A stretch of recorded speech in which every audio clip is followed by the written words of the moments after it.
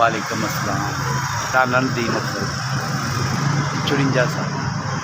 मजबूरी मेरे घर के हालात ही ऐसे हैं, बच्चे छोटे हैं अभी, वो काम सीख रहे हैं, उसकी वजह से ये मुझे काम करना पड़ता है। देखो ऐसे 200 भी हो जाता है, 300 भी हो जाता है, बस ऐसा तो नहीं होता। कई दिन ऐसा होंगे कि काम ही नहीं आता, बिल्कुल हालात ऐसे होते हैं, बड़ी मुश्किल होता है, बहुत मुश्किल होता है।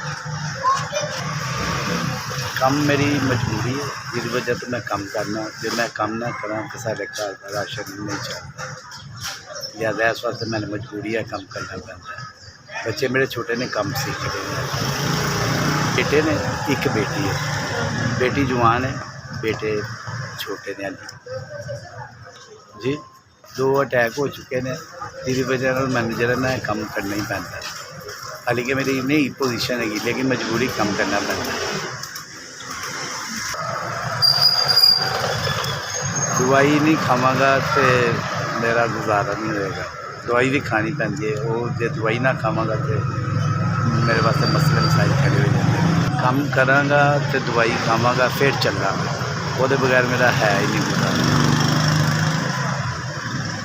बहुत मुश्किल वक्त पास हो रहा है और बड़ी मुश्किल हो रहा है, बहुत मजबूरी की हालत में काम करना पै रहा है।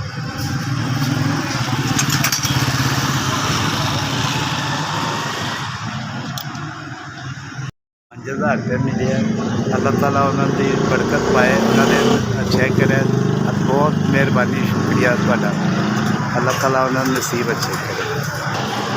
जिन लोगों ने मेरी मदद की है मैं उन्होंने नहायत शुक्रगुजार हाँ, अल्लाह ताला उन्होंने कमाई बरकत पाए, उन्होंने सेहत तंदुरुस्ती देवे, आमीन सुमान। SVS तुहाडा बहुत शुक्रिया, SVS तुहाडा बहुत शुक्रिया।